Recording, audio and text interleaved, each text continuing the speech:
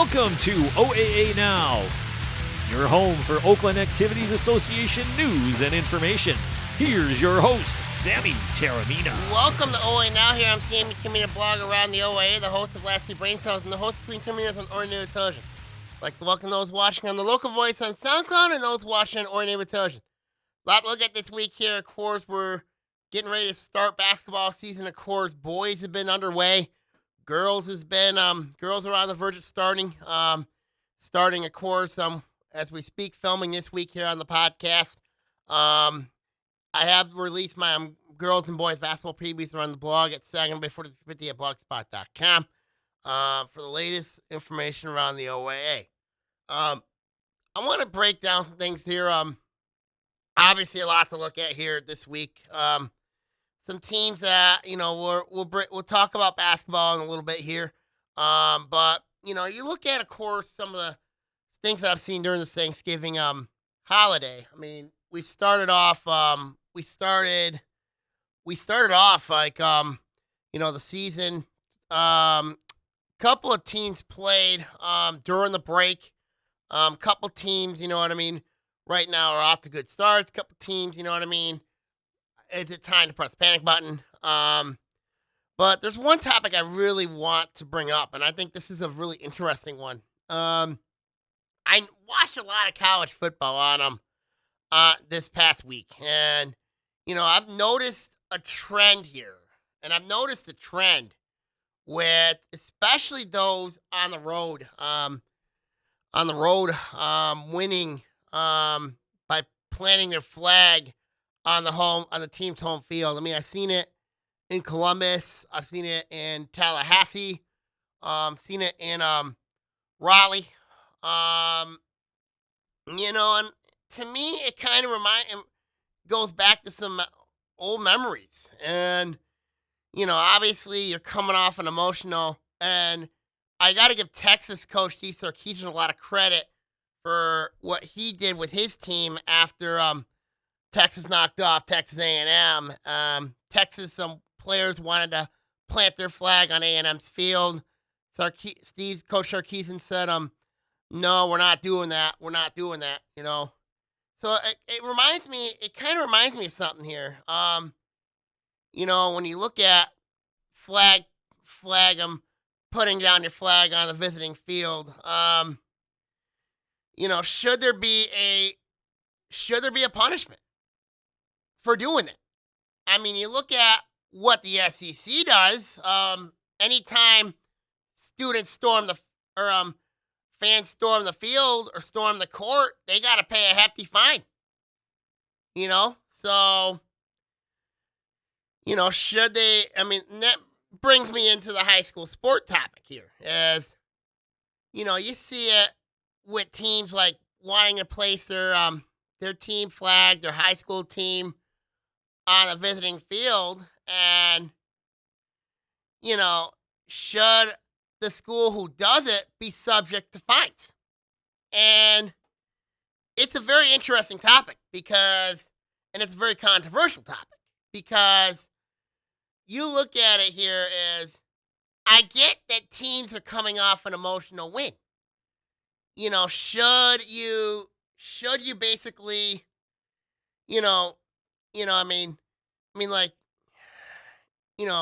if you decide to do a flag or throw a flag on, somebody's opposite field, or even on a basketball court, your team takes a picture on the visiting court, should that be subject to fines? Should it be? I got my own opinion on it, but I think it's something that maybe people should look into, because, you clearly look at, a sportsmanship issue, and, you look at, of course, what happened on Saturday regarding the games, and I think, obviously, I thought, honestly, on Saturday, during those college football games, I thought both schools were in the wrong. I get that the losing team was defending their home field, you know what I mean? And didn't want them to face, didn't want to put the flag on their home field. I mean, I get that. And I asked myself, should the same rules apply from the college game to the high school game? I mean, that's a good question. You know, you look at what the SEC's done, and you look at what they've done with their, you know, every time the home team storms the field, you know, when they pull off a big upset, they got to pay a hefty fine. I mean, it's certainly a safety issue. I mean, it would be really interesting if I think schools should look into this as, you know, if the visiting team goes into your place, wins, and then they say, okay, let's put our flag on the field, or let's even have pictures taken. You know what I mean? Like, or have pictures taken on the opposing court. You know, I think honestly that school, you know what I mean? If, you know, could that open the door up maybe for, you know, maybe fines or something? That could be. I think it's a suggestion. I think teams should look into it. Do I think it's going to happen? Probably not.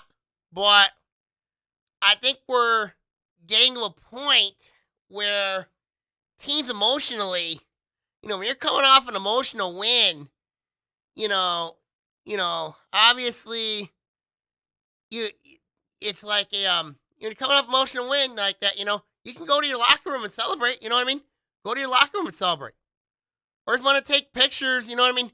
Do it outside the basketball court. I mean, there's clearly, you know what I mean? I would think the MHSAA's might have to look into this. I really think they do. Because now, and I know it's not necessarily ideal, but I just think that if, you know, with everything that's been going on the last couple years, you know what I mean? You know, basically, you know, if a team storms the court, if they want to put a flag on somebody's field, they should be subject to fines. They should be subject to fines. Now, people are going to say, well, what if it's like a different school? What if it's like a school that's in the same school district? Then I would say that school should be the one that pays, not the school district. The school should pay the fine. That's really what I'm looking at is, do I think, should schools, you know what I mean? If they do, you know, if they taunt, if they, you know what I mean? If they, if fans storm the court, should they be subject to fines? The SEC in college, they do a really good job at it. I mean, they enforce it. Schools got to comply with it. Do I think that should be in the high school game?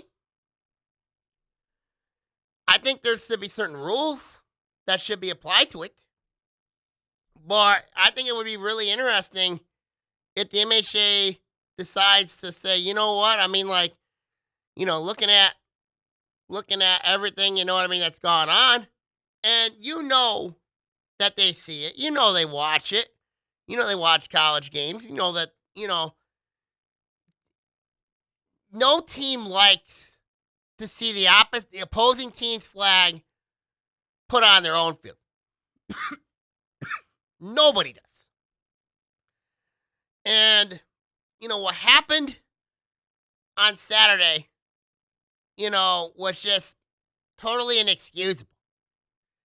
I mean, if you're coming off an emotional win like that, you know, you're coming off an emotional win in a rivalry game, you just don't do that. You just don't put a team's flag on the opposing team's field.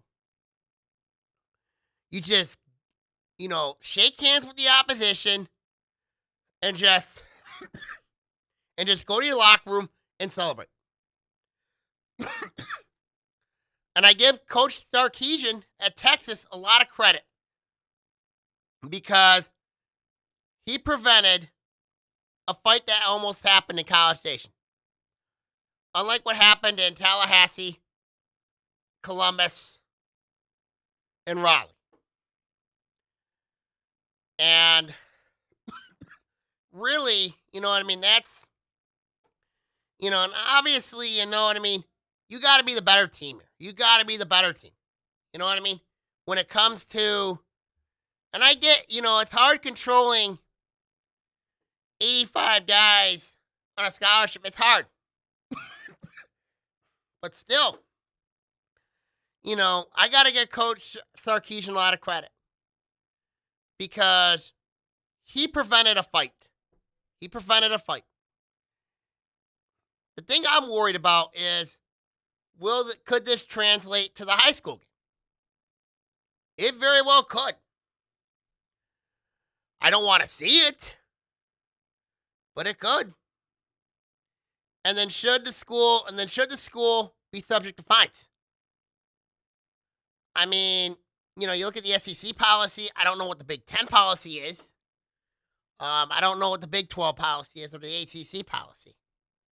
But should schools be subject to fines? And if a team storms the court, or if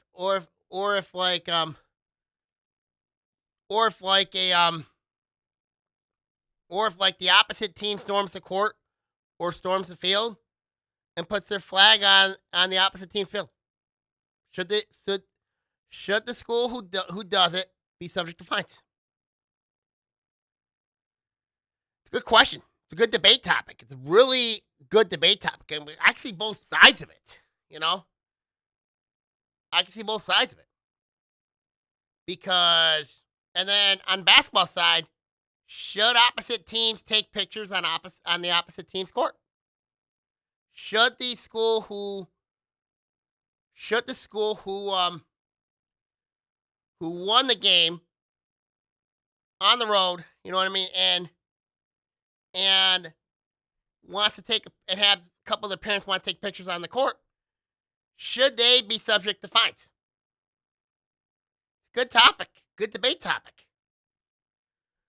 It'll be really interesting. But if the OAA were to impose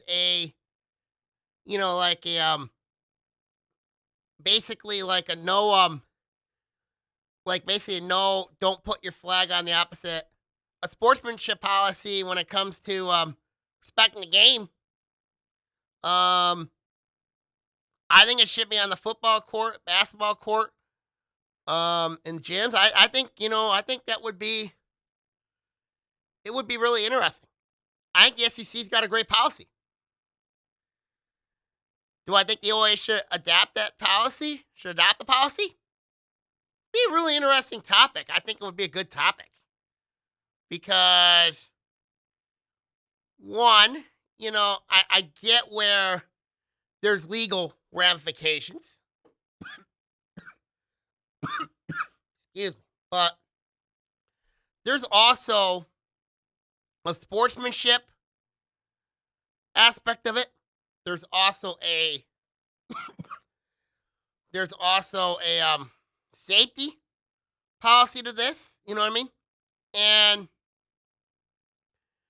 I think it would be really interesting if the OAA were to install this policy. Because then it's going to make teams, it's going to make parents think twice. It's going to make them think twice.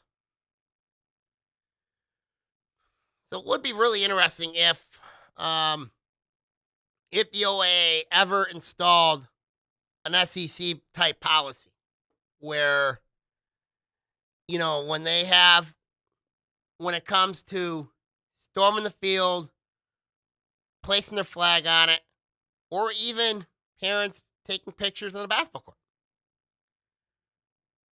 Now, if they do it off the court, that's fine. If they do it off the court or off the football field, that's fine. But if it's on the football field or on the basketball court, it's not okay.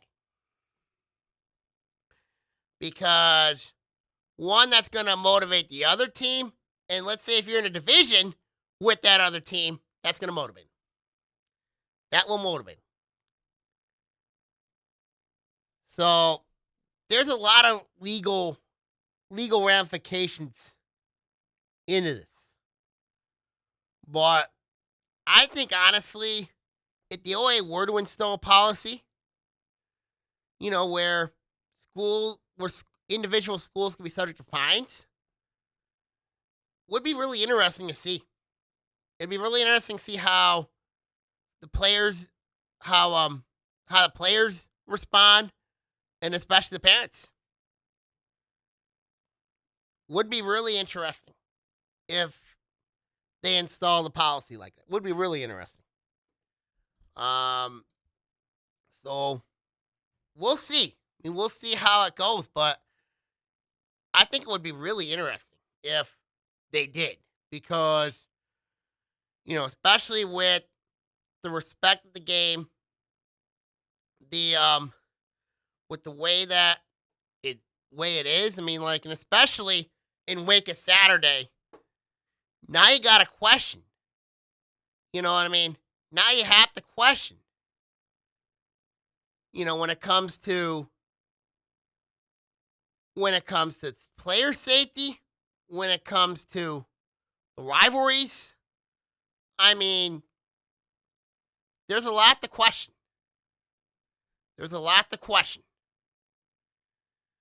And, and I think, honestly, if the OA were to install that policy, where opposing teams post their flags on the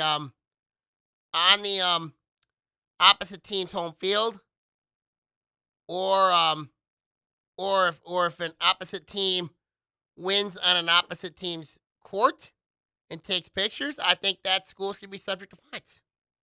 Should be. Now, if it's the home team on your home floor, that's totally the opposite. I mean, that's fine. But if it's the road team doing it, then I think that team, should be subject to fines. It should be. But you look at the SEC. That's a policy. So I know it's a tough debate topic. It's a very sensitive debate topic. But I think in wake of Saturday, I think everybody needs to see, maybe rethink this. Maybe rethink it. Because we have safety, emotions are high. I think it may be time to rethink it. Really is. So we'll see. We'll see. But I would be really interesting, though, if the OA did install this. It would be really interesting. Because if they were to install it, then... But I honestly don't know if there will be agreement within the league. I don't know. But I think, honestly, they've got to consider this. They got to. In wake of what happened on Saturday with college football. You look at it, both Michigan and Ohio State got slapped with a $10,000 fine each for their post-game shenanigans. Should this be in the high school game? Should this be in the OA? Should they do it in the football court? Should they do that? Now, yes, the Big Ten's a powerful conference. But should this be brought into the high school game? Would be really interesting. It would be really interesting because it would be something if they did do it. It would be something. But then it also puts, if they do it on the court or on the field, you know?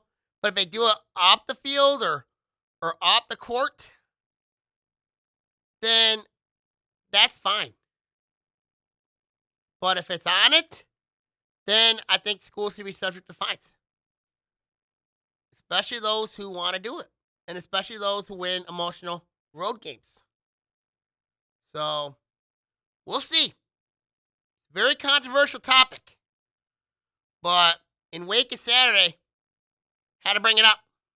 Got to bring it up. Okay, now let's look at some basketball stuff here. When you look at, when you look at the past week here, I mean, like, it's a little bit light considering, you look at, some teams did play over the weekend. Some teams played over Thanksgiving. You look at the teams that did. When I look at the team right now that's 2-0 right now sitting there, it's Farmington. Farmington coming off a tight 79-76 win against Redford Thurston. Then they were impressive against Jackson. I think that was 72-56. So Coach Byron Johnson's got that team right now at 2-0 right now. He got the Falcons right now at 2-0. We know a lot about them on Tuesday when they play North Farmington. Now, North's coming off a really tough loss to Detroit Martin Luther King. I think that was 57-52. Really tight game there. Really, really tight game. North had a chance to win the game. Couldn't do it. King took advantage, and it was a game where I kind of felt, that North kind of gave it away. But, for North, I think this will benefit them in the long run. Reason why is you can't take teams for granted. You really can't. You really can't take teams for granted. And, North Farmington, obviously you look at the team last year for North getting a state final, falling over a really good Orchard Lake St. Mary's team. Now Orchard Lake St. Mary's did fall to, I don't remember the name, it's a prep school. They fell by 5, but kind of want to give them a pass because they had a couple kids that played, that played in the D2 state championship game. Ended up winning a state title about that one. If you want to see my podcast from last week where Groves completely gave that game away, it's on the YouTube page of Orion Neighborhood Television. I recommend those. If you're a Groves fan, I wouldn't recommend it. Excuse me. When I look at an interesting game with Seaholm and Bloomfield Hills, you got to give Coach Spencer Adams' team a lot of credit. Yeah, they lost by 4, 42-38 to Bloomfield Hills, but you look at that team, I think it'll be interesting to see how Seaholm is. They scrap. They play defense. They're very lengthy. But like I said, for Seaholm, it's going to take them a little while to get adjusted to the transition period. And the transition period for them has to happen during the year. It's not easy. And it's not an easy thing. So, but it looks like, Seaholm battled. They competed. Fought hard in that game. Now, Bloomfield Hills, when I look at them, Bloomfield Hills, they got guards. Foot Muhammad, Duran Mason. You got Carter Canfield. They're a good team. They're a really good team. The only question I have with Bloomfield Hills is their size. They don't have a lot of size. I know they got Drew Buys there, but when I look at size, and to me, that's going to be pretty much Bloomfield Hills' biggest problem all year long is going to be size. So that's something to really, really watch for. It'll be interesting to see how this goes. It would be really, really, really interesting to see how this one goes. But to me, size could be a problem for Bloomfield Hills all year. It could be. Avondale Pontiac 76-61 in favor of Avondale. When I look at Avondale, I got concerns about their size. I mean, I got some concerns there. But they got the guards. They got guard play. You look at Jordan Bush, Jordan Clayton. They got guards. I mean, Jacoby Loris is another one, Lake Orion transfer. So when I look at Avondale, I think the Yellow Jackets, they could be a sleeper. They could be. They put 76 points up. Now, Pontiac, they're not a bad team. They are not a bad team. I mean, you got JJ Claudio there. You got the Henry brothers there. But you look at with them, there's so much question. There's so much question with Pontiac. Depth is always going to be an issue for them. But this is still a well-coached team under Coach Andrew Myers. They're still a well-coached team. So when I look at Avondale, when I look at Pontiac, I think Pontiac's fine. I really think Pontiac's going to be fine. Not pressing the panic button or anything with them. I'd be really shocked if Pontiac struggles. Considering when you look at the Blue this year, I think the division's wide open. Considering you got Berkeley in there, who I think is going to be okay despite their losses. You look at Rochester. Rochester got Max Moe there. Greg Tandy there. Depth's a big concern I have for Coach Nick Abola's team. Stony Creek is a mystery. They're a mystery team. I mean, I don't know what to expect with Stony. So there's questions there. So, and then, Ferndale University, they're coming off a 45-43 win against Detroit Frederick Douglass. So I'll bring them up in a minute here. But when I look at Pontiac, I think Pontiac's going to be fine. I think Avondale right now, they're going to be okay. I'd like to see how they do against them when they get into league play. We'll see what happens. I got to give love to Ferndale University. Coach Josh Nick's team. I got to give some love to them. When I look at the Eagles, a lot of questions coming into the year for Coach Josh Nick's team. A lot of questions. Will they compete? Will they show us, will they show everybody, the path from Ferndale University when this team was really good. They won 15 games a year.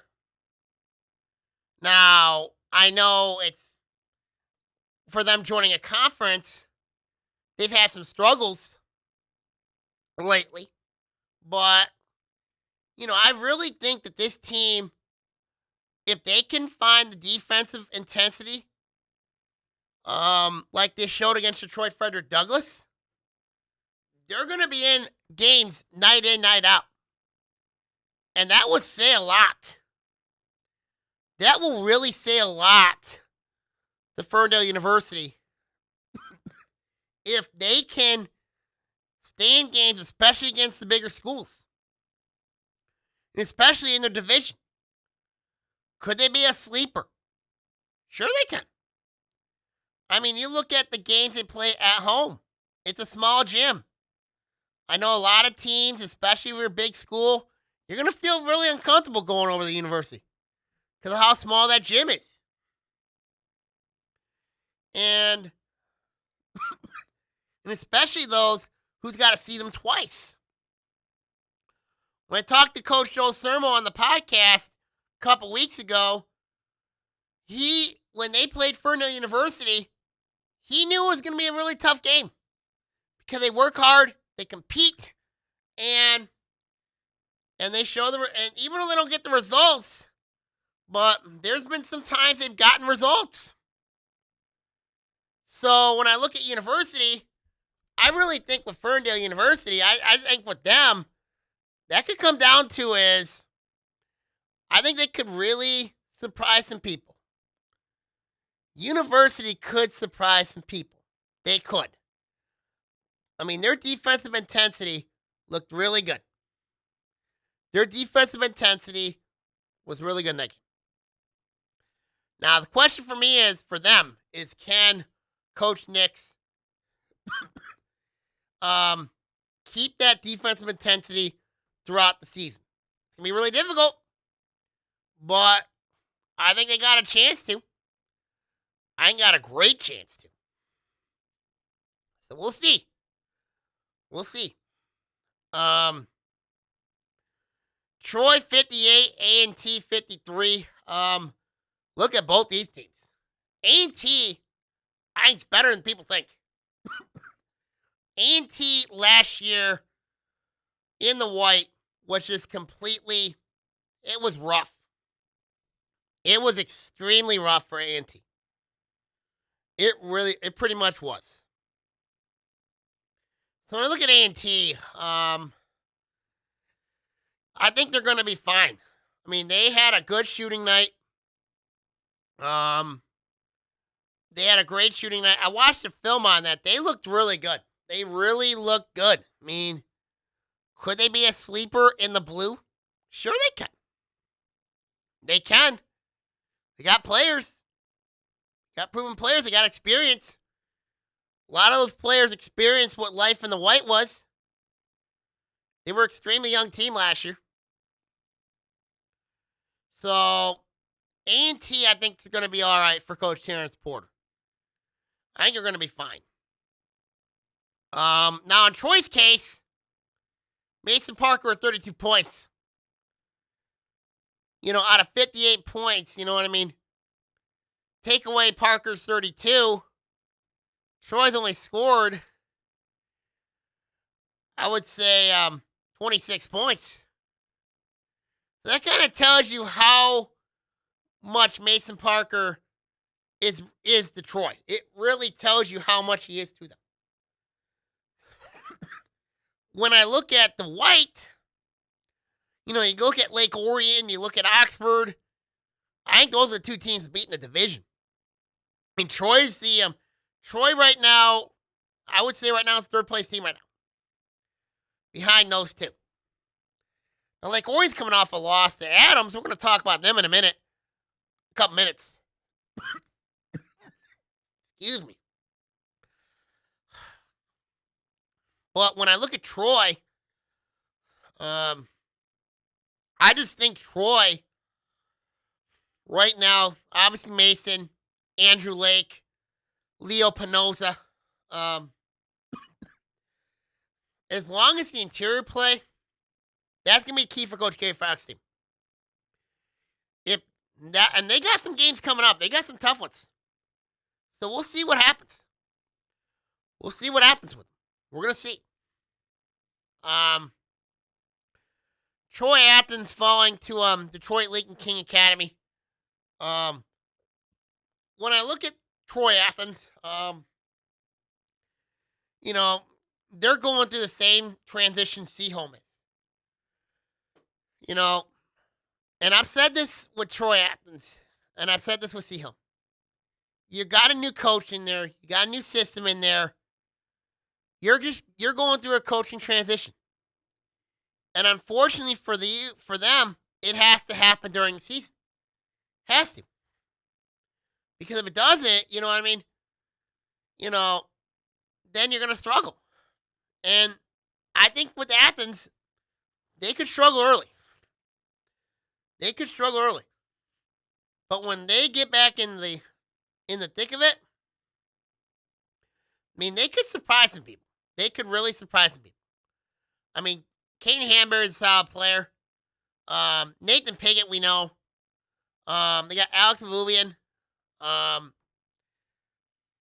think with them, it's going to come down to is can It's Ken Troy, Athens, stay consistent, be competitive.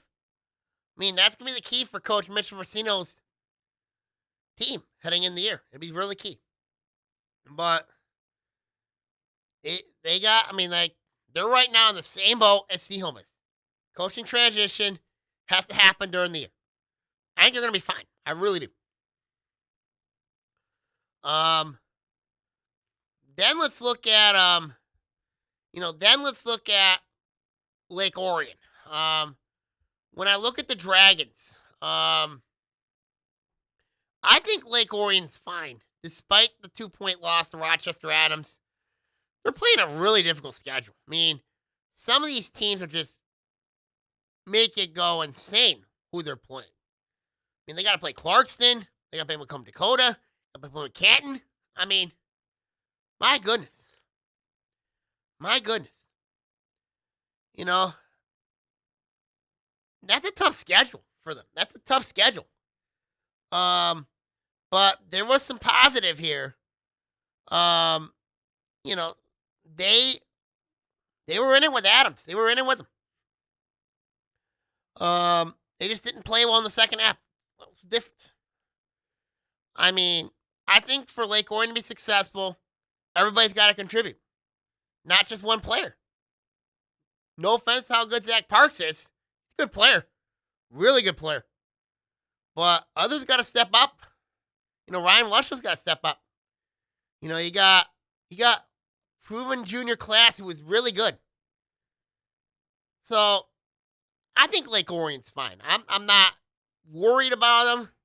Now, if you look at the record that it could be, if you look at the record, I'm still think this team's going to be fine. Despite, the record indicating if they do struggle. I still think this team's fine, considering the schedule they're playing, especially in the non-conference. Let's look at Oxford. When I look at the Wildcats, 52-39 win against St. Clair. St. Clair's not a bad team. They're really not. But for Oxford, senior-heavy team. Luke Stolfin, Jake Champagne, and company. They're showing their experience. Coach Petzl out to a nice start. I will be very curious to see how they do in that D-Zone Classic. Because I think they're playing Grosse Pointe North at Avondale. We'll know a lot about them. We will know a lot about them. So that should be a really interesting game. Would be. It'll be interesting to see how that one goes. But Oxford right now off to a good start. I know they got Davison on the schedule. That should be a fun one. Now, Davison's not the same team that they've been. They've had a couple players transfer out.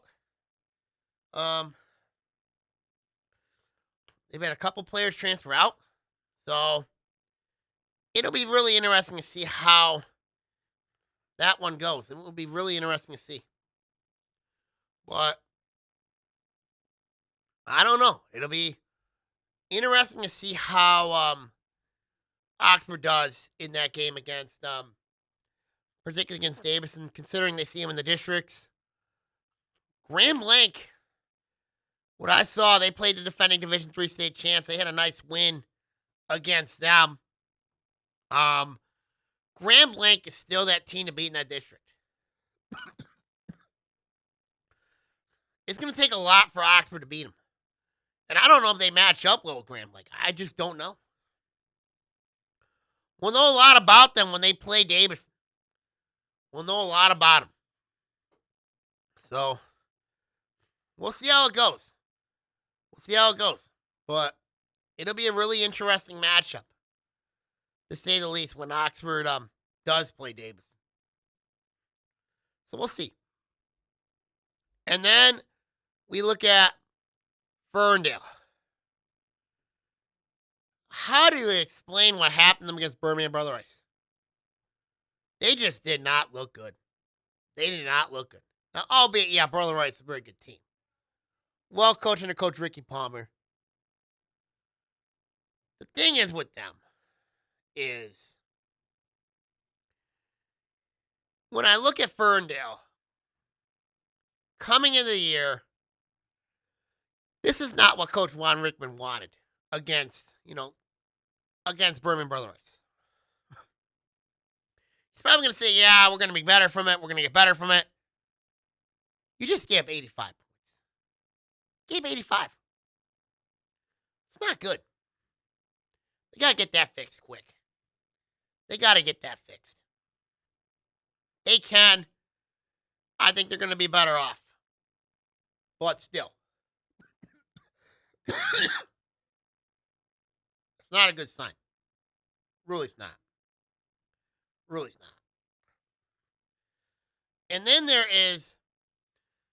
there's West Bloomfield. When I look at the Lakers, I look at West Bloomfield. When they played UD Jesuit opening night, they did not play well. They did not play well at all. They did not play well. And they gave up 96 points. That's insane. I've never seen a team in my years of watching basketball give up 96 points like Coach Arnett Jordan's team did. 53 in the first half. That's not good. It's not good. If you're Coach Arnett Jordan, first thing you're doing is make sure defensively you got to be on your man defensively because we cannot afford to give up 96. You can't afford that. You can't afford to give up 96 points in a game and win. You do, bad things are going to happen. You do, bad things are going to happen. So, we'll see what happens. But for West Bloomfield, they got to get things fixed. Next, we have Rochester. When I look at the Falcons, good win against Waterford Kettering. Good way to start the year with one. Max Mull played well for them. Max Mull played really well for Rochester. Got Greg Tandy on that team. So when I look at Rochester, I think this team, they're going to be fine. They're going to be okay. So when I look at Rochester, off to a good start. They're off to a great start. Really are. The coach Nicobola, they're going to be fine. They're going to be fine. So we'll see. See what happens. And then we have Rochester Adams. Adams right now sits at 1-1. Had a big 2-point win against Lake Orion, but then turned around, lost a very tough one, the Saginaw Heritage at Saginaw Valley State. So when I look at Adams, Trent Lagarde has really played well for them. Cannon Flynn at 21 against Heritage. Lucas Marcel, he had a big game against Lake Orion. He also played well against Heritage. So Coach Isaiah Novak's done a really nice job with this team, despite losing their two top guards a year ago, and Peter Kardashian and William G. So when I look at Adams, they play hard. They're a hard-working team. They're going to be competitive. They'll be competitive. They'll be competitive in games. So, we'll see. But when I look at Adams right now, they're an interesting team. Really, really interesting team. So we'll see what happens. All right, we're going to preview the two big, we're going to preview the classics going on. There's two big ones we're gonna look at. We're gonna look at the D Zone Classic over at Avondale. Oxford's in that, Avondale's in that. And then we're gonna see the OAA MAC Challenge being played over at Rochester. We're gonna preview those games. I know Avondale is playing in the on their home field, on their home court. It'll be really interesting to see how they do in the D Zone Classic, but I think it would be interesting to see how they do, particularly against coming up this weekend here. So it'll be interesting to see. You got Oxford taking on Grosse Pointe North. It's a really interesting matchup because Oxford's experience going up against Grosse Pointe North. Grosse Pointe North's a well-coached team. They are. So we'll see how that one goes. I mean, that should be a really interesting matchup between the Wildcats and the Norsemen. Then North Farmington taking on Hamtramck. That's a 7 o'clock at Avondale. North's coming off a really tough loss. And then see how they do. Hamtramck's a really good team. They're always athletic, well coached. And then Ann Arbor Skyline taking on Avondale. Should be really interesting to see how that one goes. Avondale, of course, we know well coaching the coach Jared Thomas. So we'll see how it goes. We'll see how that one goes. So 3 big ones over there at the at Avondale to keep an eye on. Oxford, Grosse Pointe North, North Farmington, Hamtramck, Avondale, and Ann Arbor Skyline. So those are interesting games there. On the boys' side, at the Rochester Classic, at the OAA MAC Challenge, I wrote a preview on this. That's on my blog at SaginawBay4650 at blogspot.com. Bringing that up right now. So when you look at the OAA MAC Challenge, so when I look at that matchup, and there's some interesting games. I mean, there are some really interesting games to see in that one. I think it would be an interesting scenario here to see how this would be. I mean, like it would be a really interesting dynamic when you look at this matchup here of these teams here over at Rochester. And I think it's going to be interesting when you look at the games and and we're going to start off with these games here. I just pulled it up here on my blog here. We're going to start off with the 12 o'clock game. We got Lake Orion taking on Macomb, Dakota. These are two teams that should make some noise this year. I mean, Lake Orion, one of the favorites in the white this year. Macomb, Dakota, one of the favorites in the MAC red. These two teams have played each other in the during the summer. Both teams that got a lot of experience. Coaching match between Coach Jose Andrades and Coach Paul Taco. Really interesting matchup to see how this one goes. It should be interesting over there at Rod. It should be interesting between these two teams. Two teams know each other quite well. So we'll see how it goes. I mean, we will see how it'll be. I think it'll be really interesting to see how it goes, and I think it'll be interesting to see how it approaches, and we'll see how it goes.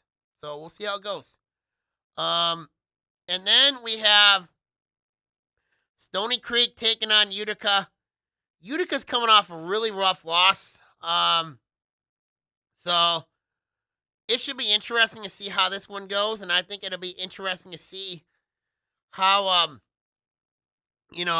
Stony Creek had a really rough year last year. They're 9-35 their last 2 years. Got a lot of experience coming back. So we'll see how this one goes. I mean, it'll be really interesting to see how these two teams play. It should be really, really interesting to see how this one goes between these two. So we'll see how it goes. I mean, we will see how it goes, and I think it should be really interesting to see how things go, and, it should be a good matchup. Rochester, the host school, taking on Macomb Lutheran North. Rochester, 13-34 in their last 2 years. It's not good, but there is optimism with Rochester. I mean, Macomb Lutheran North, Las Cruz North is really good. They're a good program. They're a good program. They're well coached by Coach Kirk Wilson. Got a tough schedule. It should be a really interesting matchup. It will be something to really watch for, and I think it should be a really, really good matchup. And then our last game, we got Adams taking on Chippewa Valley, 4:30 p.m. approximately. Adams, we know about Isaiah Novak. We know about the guards. And then you look at Chippewa Valley, always well coached, guard heavy, fast, athletic. So this should be a really interesting matchup between these two teams. So we'll see how it goes. I mean, I think this classic could be built for really good theater. I think it'll be really good. So we'll see what happens. I know we talked about girls basketball a lot on the podcast, and I think this is going to be interesting how it tips off. Some interesting games to keep an eye on. Obviously, you got the North Farmington Showcase coming up. I think Lake Orion's in that. I know North Farmington's in that. So we'll preview that. Coming up, we'll preview that. I think it'll be really interesting. A lot of questions with Lake Orion this year for Coach Bob Bridges. Obviously you got Izzy Walensky there. Who steps up and beats that Robin to Walensky? I mean, that's the big question that Coach Bridges has this year. But they do have a worksman-like team, and I think this is a team that, I think if you look at the red, I think if there's a team that could be a really dangerous team this year, I think Lake Orion fits that bill. As long as they have that worksman-like approach, I think they could be really, really dangerous this year. Obviously, you look at the red, you look at West Bloomfield, you got Clarkston, Stony Creek, Ferndale coming up. I'm not sold on Ferndale, honestly. I just think there's some questions with them, despite the talent and the schedule that Coach Keith Paris plays. But we'll see. And then Oxford, obviously, new coach, and Phil Dawson taking over. So overall, the red, it could be a really interesting division. The white, I think 3 teams have a great chance to do some damage there in Troy. You got Seaholm and Royal Oak. I think those 3 teams could do some significant damage this year in that division. And I forgot on the boys' side, I forgot to mention Royal Oak. I mean, Royal Oak came off a 58-25 win against Holly. Royal Oak off to a good start. Curious to see how the new year goes with them. So we'll see what happens there with them surrounding that situation. But Royal Oak, I think, on the girls' side, I think they could surprise some people. Groves, I got some questions. Like Bloomfield Hills, I got questions. So we'll see. The blue, obviously, I think it's Berkeley, Avondale. I don't trust A&T, especially defensively. But they can make some noise. And then in the gold, obviously Farmington, followed by Oak Park, Pontiac, and Ferndale University. So we'll see what happens going forward. All right, I'm going to sign off here. Make sure you follow the blog at blogspot.com for the latest information around the OA. All right, I'm going to sign off here. Take care. God bless, and I'll see you all next week. Take care. See you then. God bless all. See you all next week. God bless.